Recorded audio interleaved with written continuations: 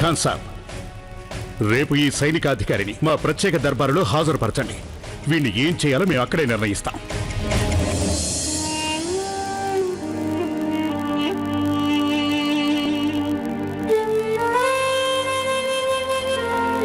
వీళ్లకు ఎంత చెప్పినా వినిపించుకోరు. ఈ సామ్రాజ్యంలో హిందూ బేగం జోదా మాట లెక్క చేయలేదు. వీళ్ళు మనం సామాన్య ప్రజలం, మనల్ని ఎవరు పట్టించుకుంటారు? ఇప్పుడు మనకు వేరే గత్యంతరం లేదు. మనందరం చస్తే ఇక్కడే చావాలి, లేదంటే ఈ రాజ్యం వదిలేసి వేరే చోటికి వెళ్ళిపోవాలి.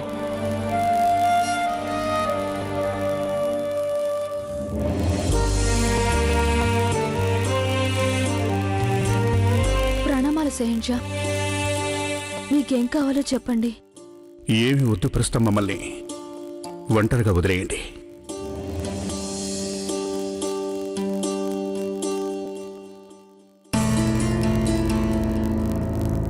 అరే ఏంటి బాబు ఇది? ఈ తిండి తినేలా ఉందా? సుంకం చెల్లించకపోతే ఇలాంటి తిండి తినాల్సి వస్తుంది.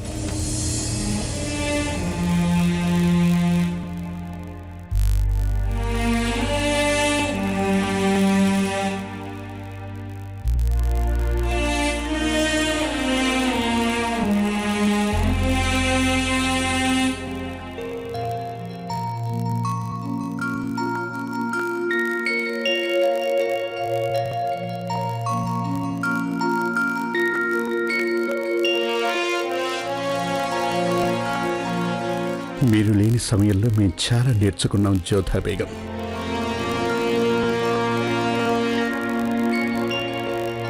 మీ చిత్రపటంతో మాట్లాడడం,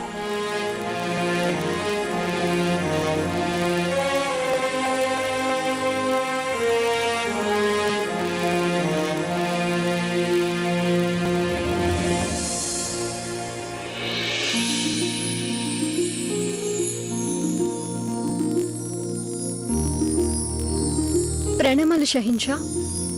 ఆదాబ్ జోధా బేగం. కూర్చోండి. మాకొక్క సంగతి అర్థం కావటం లేదు జోధా బేగం. ఎప్పుడు చూసినా ఈ పెట్టెలో ఏదో ఒకటి పెడుతూనే ఉంటారు. ఏంటివన్నీ? ఈ ధనం ఎలాంటిదంటే మహల్లో ఏ రాజ కోశాగారంలోనైనా లభించేది. అందుకే నేను వీలైనంత వరకు దీన్ని భద్రపరుస్తుంటాను. అలాగే అనుకుందాం, కానీ ఎందుకు?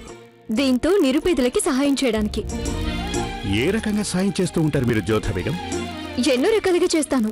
ఉదాహరణకి నాకు గుళ్ళు గోపురాలు తిరగడం అంటే చాలా ఇష్టం. కానీ ఈ రాజ్యంలో చాలా మంది పుణ్యక్షేత్రాలకు వెళ్లాలనుకుంటారు, కానీ వాళ్ళ వద్ద తీర్థయాత్ర సుంకం చెల్లించేంత ధనం వాళ్ళ దగ్గర ఉండదు. అప్పుడు నేను వాళ్ళకి ధనం ఇస్తుంటాను. దీంతో వాళ్ళు తీర్థయాత్ర సుంకం చెల్లించుతారు. అప్పుడే వాళ్ళు దేవాలయాలు దర్శించి తమ ఇష్ట దైవాన్ని దర్శించుకోగలుగుతారు. అంటే మీ ఉద్దేశంలో ఇలా తీర్థయాత్ర సుంకం విధించడం తప్పనే? ఇక్కడ షహిన్షా మీరు, ఈ రాజ్యం మీది. ఏది తప్పో ఏది ఒప్పో అది మీరే బాగా అర్థం చేసుకోగలరు. నేనేం చేసినా నాకున్న అధికారాల పరిధిలోనే చేయాలి. అయినా నేను మిమ్మల్ని ఒక ప్రశ్న అడగదలుచుకున్నాను. దయచేసి సమాధానం చెప్పండి. ఒకవేళ రేపు మాపో ఎవరైనా మీరు దర్గాకి వెళ్ళడానికి సుంకం అడిగారు అనుకోండి, అది మీ భక్తి శ్రద్ధలకు అడ్డొచ్చిందే అనుకోండి, అప్పుడు మీకేమనిపిస్తుంది?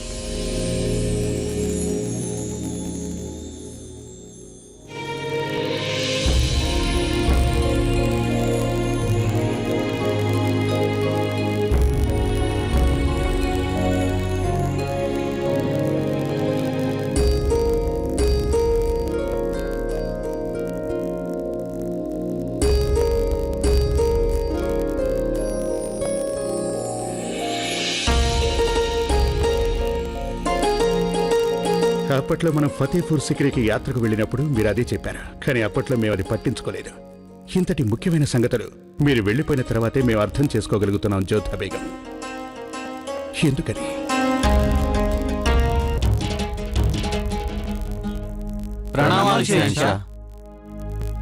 మీరంతా నిన్న సైనికులతో ఎందుకు వాదనకు దిగారో మేము తెలుసుకోదలిచాం. మీరు మాపై తిరుగుబాటు చేస్తున్నారా? లేదు షహన్షా, అలాంటిదేమీ లేదు. మాకు మీ మీద ఎంతో గౌరవం ఉంది, కానీ మేము మీకు కొన్ని ఫిర్యాదులు చేయదలిచాం. అవును షహన్షా, సామ్రాజ్యంలో మా హిందువులకి సమాన స్థానం అసలు ఇవ్వడం లేదు. మమ్మల్ని ప్రజల్లో ఒక భాగంగా అనుకోవడం లేదనిపిస్తోంది. మమ్మల్ని దోచుకుంటూ ఉంటారు, మాకు అన్యాయం చేస్తూ ఉంటారు.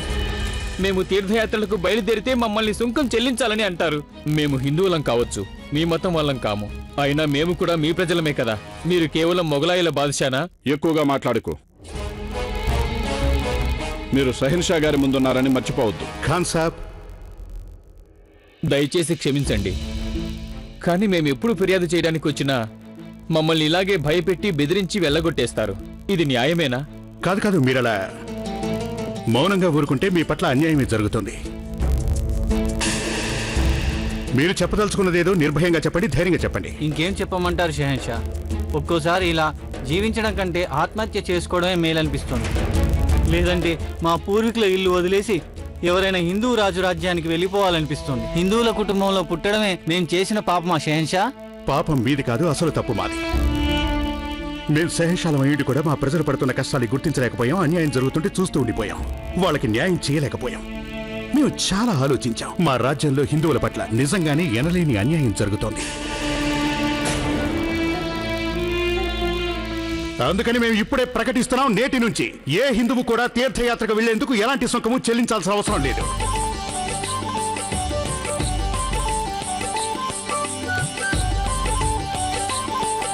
కానీ షహిన్షా, ఈ పద్ధతి ఎన్నో ఏళ్లుగా కొనసాగుతోంది. కీర్తిశేషులైన హుమాయూన్ బాద్షా గారి కాలం నుంచే ఇది అమల్లో ఉంది. అవును హుజూర్, సుంకం వసూలు న్యాయమే. ఖాన్ సాబ్, మేము ఇదివరకే మీకు చెప్పడం జరిగింది. ఇప్పుడు మళ్ళీ చెప్తున్నాం, ఏదైనా పద్ధతి ఏళ్ల తరబడిగా ఉంటుంది అంటే అదొక్కటే సరైందని కాదు. అంతేగాక ఒకసారి ఊహించండి, మీరు ఏదైనా దర్గాకి వెళ్ళినప్పుడు అక్కడ ప్రార్థన నిమిత్తం మిమ్మల్ని సుంకం చెల్లించమంటే అప్పుడు మీకు ఎలా ఉంటుంది? అది మీకు సరైందనిపిస్తుందా? చూడు మునీం ఖాన్, ఇలా సుంకం వసూలు చేయటం నేరం. ఎవరైనా దైవ ప్రార్థన చేస్తుండగా ఆపు చేస్తే అది అక్రమం. భక్తుడి ప్రార్థనకి కట్టుబాట్లు విధిస్తే మనం ప్రార్థించే ఖుదా అందుకు అంగీకరిస్తాడా? న్యాయం కోరినప్పుడు ఆ వ్యక్తిని శిక్షించడం అక్రమం. ఇక రాజశాసనం పేరుతో అక్రమంగా ధనం వసూలు చేస్తే అది అక్రమం అవుతుంది. ఇస్లాం ప్రకారం వడ్డీ అడిగితే అది పెద్ద తప్పు. ఎందుకంటే వడ్డీ చెల్లించేవాడికి ఎంతో మనస్తాపం కలిగి అతను మనల్ని శపిస్తాడు. అందువల్ల మనం తెలిసో తెలియకో ఎవరినైనా సరే దైవాన్ని ప్రార్థిస్తుండగా అడ్డుకుంటే అతను శపించడా? ఖాన్ సాబ్, నిన్న వేళని కొరడా దెబ్బలు కొడుతున్న ఆ సైనికుణ్ణి మా సమక్షంలో ప్రవేశపెట్టండి.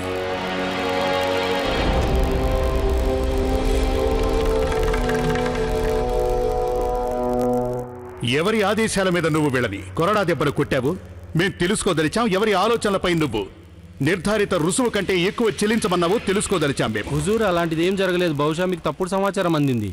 నోర్మోయ్! మేమప్పుడు అక్కడే ఉన్నాం, అది నీకు తెలియదు గనక ఇప్పుడు తెలియపరుస్తాం. నువ్వు కొరడాతో కొట్టబోతున్నప్పుడు నిన్ను ఆపింది సాక్షాత్తు మేము. ప్రజల్ని బహిరంగంగా దోచుకుంటున్నారు. ప్రతిదీ అసలు ధర కంటే మూడింతలు ఎక్కువ ధరకి అమ్ముతున్నారు. ఇదంతా చాలా అక్రమం. మేము దీన్ని ఆపు చేయదలిచాం. ఖాన్ సాబ్, నిరపరాధుల్ని కొరడాలతో కొట్టినందుకు ఇతని అందరి సమక్షంలో 100 కొరడా దెబ్బలు కొట్టించండి. వద్దు హుజూర్, వద్దు హుజూర్. అధికారాన్ని దుర్వినియోగం చేస్తూ వాళ్ళ నుంచి ఎక్కువ సొమ్ము వసూలు చేస్తున్న నేరానికి వీళ్ళని కారాగారంలో పడేయండి. అలాగే వీళ్ళ ఆస్తిపాస్తుల్ని వేలం వేయించండి.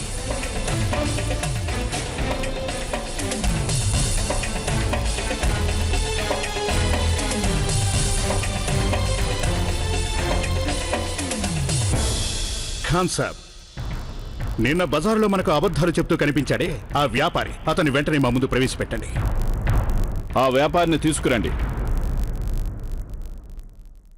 షహన్షా గారికి జైము జైము. మీలాంటి మోసగాళ్ళు మా సామ్రాజ్యంలో ఉన్నంతకాలం షహన్షాగా మాకు కానీ ఈ సామ్రాజ్యానికి కానీ మంచి జరగదు.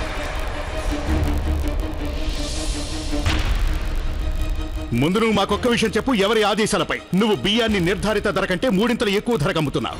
హుజూర్, హుజూర్, నా మీద దయ చూపించండి, తప్పైపోయింది.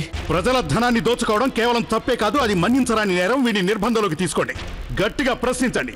అలాగే వీడి దుకాణం జప్తు చేయండి. ఇంకా ఎవరెవరు ప్రభుత్వాధికారులు ఈ నేరంలో పాలు పంచుకున్నారేంటో ఆరా తీయండి.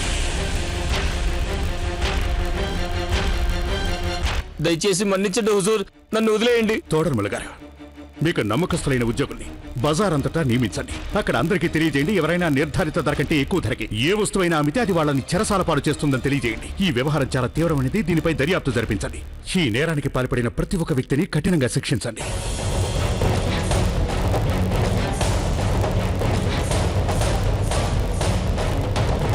జహాపన, మా వల్ల తప్పు జరిగిపోయింది. దయచేసి మమ్మల్ని క్షమించండి. ఇక ముందు ఏ తప్పు చేయం షహన్షా. అవును హుజూర్, మాకు ఒక్క అవకాశం ఇవ్వండి. ఉన్నట్టుండి జలాలకి ఏమైంది ఏమో మరి, కానీ ఒక్కటి ఖచ్చితంగా చెప్పచ్చు, లంచం తీసుకునే వాళ్ళకి ఇకపై అధోగతి తప్పదు.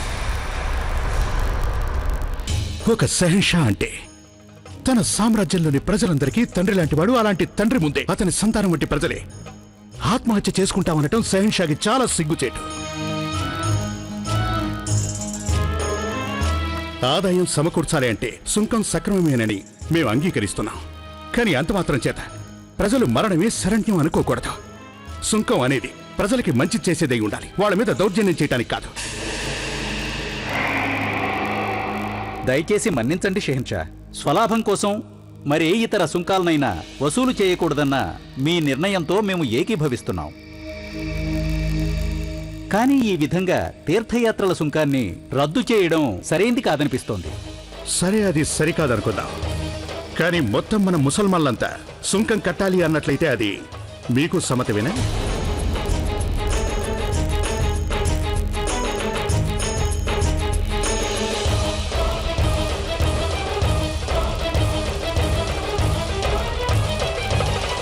హుజూర్, అలా అంటున్నారేమిటి తమరు?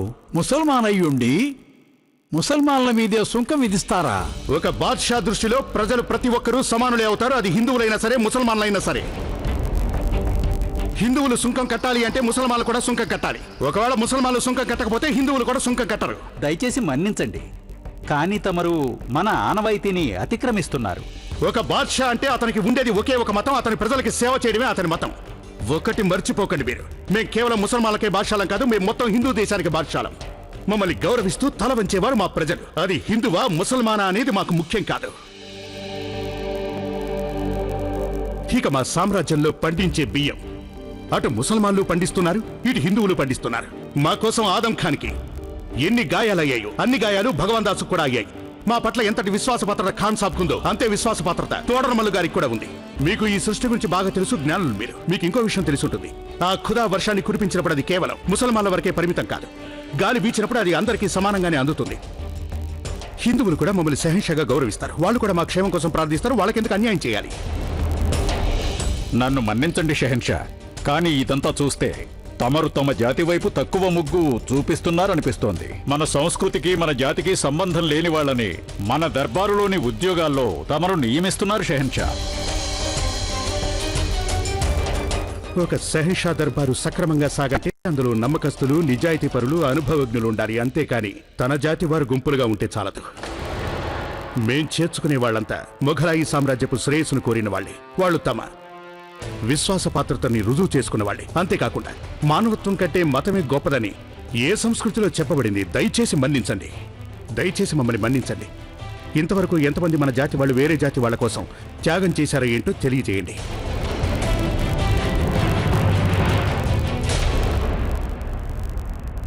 తమరన్నది న్యాయమే హుజూర్. కానీ సుంకం రద్దు చేసినందువల్ల కోశాగారపు ఆదాయం చాలా దెబ్బతింటుంది. అంటే ఆదాయం చాలా పడిపోతుంది. అతను చెప్పింది పూర్తిగా నిజం. సుంకం గనక రద్దు చేసినట్టయితే సామ్రాజ్య వ్యయానికి ధనం ఎలా అందుతుంది? అతను చెప్పింది నిజమా? తోడర్మల్ గారు కొంచెం లెక్కలు వేసి చెప్పండి. ఈ సుంకం రద్దు చేయడం వల్ల మన మొఘలాయి సామ్రాజ్యం ఎంత నష్టపోతుంది? ఈ విషయంలో సందేహం లేదు. ఆరంభంలో దీనివల్ల ఆదాయం కొంత నిజంగానే తగ్గిపోవచ్చు, కానీ దీర్ఘకాలిక దృష్టితో చూస్తే అది లాభదాయకంగానే ఉంటుంది. ఈ సుంకం రద్దు చేసినందువల్ల ప్రజల్లో మీపై గౌరవం పెరుగుతుంది, తిరుగుబాట్లు తగ్గుముఖం పడతాయి. ఇప్పుడు వాటి అణచివేతకు చేస్తున్న వ్యయం కూడా చాలా తగ్గిపోతుంది. వ్యాపారం మొదలైన పలు రంగాలపై కొద్దిగా పన్ను పెంచడం ద్వారా ఈ లోటు మొత్తాన్ని భర్తీ చేసుకోవచ్చు. ఎందుకంటే దీనివల్ల సామ్రాజ్య ప్రజలపై ఎలాంటి ప్రభావం ఉండదు.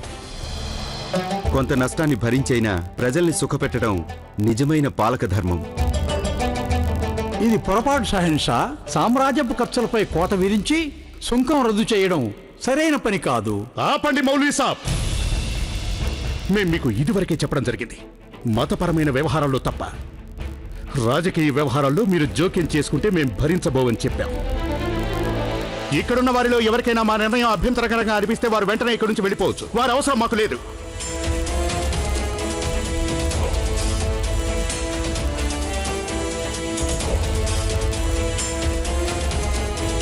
ఈరోజు ప్రశ్న, ఆదం ఖాన్ అన్నయ్య పేరేంటి?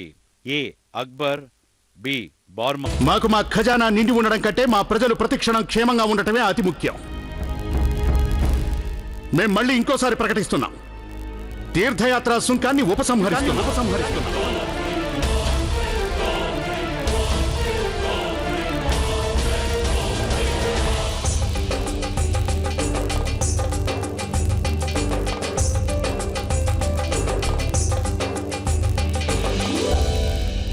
ఖాన్ సాబ్, ఈ ఆదేశాన్ని అన్ని ప్రాంతాల్లో, అన్ని చోట్ల ప్రతి ఒక్కరికి తెలియజేయండి. షహీన్షా జలాలుద్దీన్ మొహమ్మద్, షహీన్షా జలాలుద్దీన్ మొహమ్మద్, షహీన్షా జలాలుద్దీన్ మొహమ్మద్, షహీన్షా జలాలుద్దీన్ మొహమ్మద్.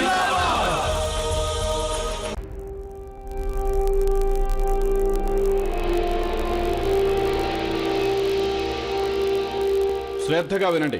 ఈ వర్తమానం ప్రతి ప్రాంతానికి, ప్రతి గ్రామంలోని, ప్రతి నగరంలోని ప్రజలందరికీ సవివరంగా తెలియజేయాలి. తీర్థయాత్ర సుంకాన్ని రద్దు చేసిన సంగతి ఇప్పుడిక అందరికీ తెలియాలి. ఇకపై ఏ హిందువు కూడా తీర్థయాత్రకు వెళ్తున్నప్పుడు ఎలాంటి సుంకం చెల్లించనవసరం లేదు.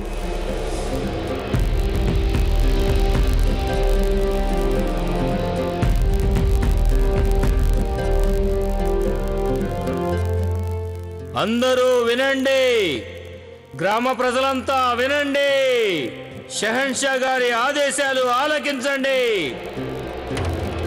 ప్రతి ప్రత్యేక వ్యక్తికి, ప్రజలందరికీ షహీన్షా గారి ఆదేశం వినిపించబోతున్నాం. తీర్థయాత్ర సుంకం రద్దు చేయబడిందని, ఇకపై ఏ హిందూ తీర్థయాత్ర సుంకం చెల్లించనవసరం లేదు. ఈ ప్రకటన అనంతరం తీర్థయాత్ర సుంకం వసూలు చేసినట్లయితే నేరస్తులుగా భావించి శిక్షించడం జరుగుతుంది. ఆదేశ ముద్రిక షహీన్షా జలాలుద్దీన్ మొహమ్మద్. షహన్షా జలాలుద్దీన్ మొహమ్మద్ జిందాబాద్, జిందాబాద్.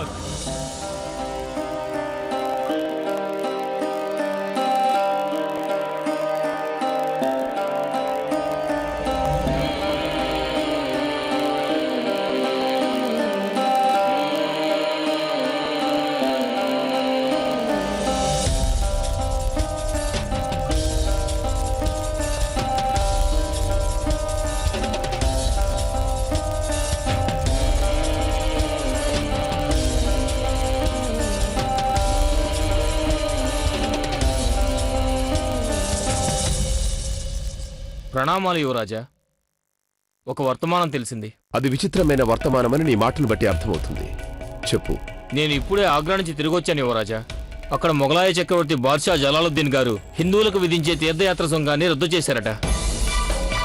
హిందూ ప్రజలంతా అతడికి జైజేలు పలుకుతున్నారు. తీర్థయాత్ర సుంకం రద్దా? దీనికి కారణం ఏమై ఉంటుంది? ఇలా తీర్థయాత్ర సుంకం తొలగించడం వెనుక జలాల్ రహస్య ఉద్దేశం ఏమై ఉంటుంది? ఒకవేళ జలాల్ మనసు మారుతోందేమో యువరాజా. హిందువుల పట్ల అతని మనసులో గౌరవభావం పెరుగుతున్నట్లుగా ఉంది. అలా అయి ఉండదు. అతను ఒక మొగలాయి. హిందూ దేశం మొత్తాన్ని పాలించాలన్నది అతని ఉద్దేశం. ఈ చర్య వెనుక కూడా ఏదైనా రాజకీయ కుట్ర ఉండి ఉంటుంది. దీని వెనుక రాజకీయ ఎత్తుగడ ఉందో లేదో నేను చెప్పలేను. కానీ దానివల్ల జలాల్కి తప్పక రాజకీయ లబ్ధి ఉంది. హిందువులు అతనిని బలపరుస్తారు. దాంతో మన సమస్యలు పెరుగుతాయి. ఒకవేళ బాగా ఆలోచించే జలాల్ ఈ పని చేసి ఉంటే అతను చాలా తెలివైన రాజకీయవేత్త అనుకోవాలి. కానీ అతని పట్ల నా ఆలోచనలో ఎలాంటి మార్పు ఉండదు. అతను పరాయి దేశ పాలకుడు. మన భూమినే పాలించాలనుకుంటున్నాడు. మనం అతన్ని సమూలంగా నాశనం చేసి ఇక్కడి నుండి వెళ్ళగొట్టాలి. అతన్ని నేను శత్రువుగానే భావిస్తాను. యువరాజు రాణా ప్రతాప్ కి జై! యువరాజు రాణా ప్రతాప్ కి జై! యువరాజు రాణా ప్రతాప్ కి జై! ఈ పని వల్ల తన సామ్రాజ్యంలోని హిందువుల ఆదరణ పొందాడు. ఇక మనము ఏకం కావాలి. మన రాజపుత్రులమంతా ఐక్యమై మూకుమ్మడిగా దాడి చేస్తే తప్ప జలాల్ను ఓడించడం అసాధ్యమవుతుంది.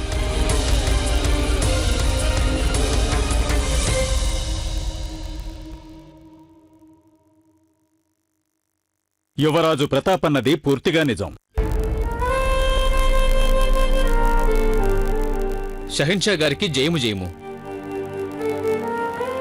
మోతిబాయి మరికొందరు హిందూ దాసీలు తమని కలవడానికి అనుమతి కోరుతున్నారు. అనుమతిస్తున్నా.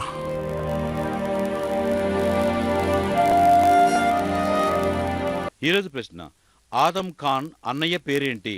ఏ అక్బర్, బి బార్మల్. సరైన సమాధానాన్ని జట్టి జేఏ అని టైప్ చేసి స్పేస్ ఇచ్చి ఏ లేదా బి అని టైప్ చేసి 57575కి ఈరోజే SMS చేయండి. SMS కాంటెస్ట్ లో పాల్గొనండి. XXX వారు అందించే రోజుకో వెండి విగ్రహం మీ స్వంతం చేసుకోండి.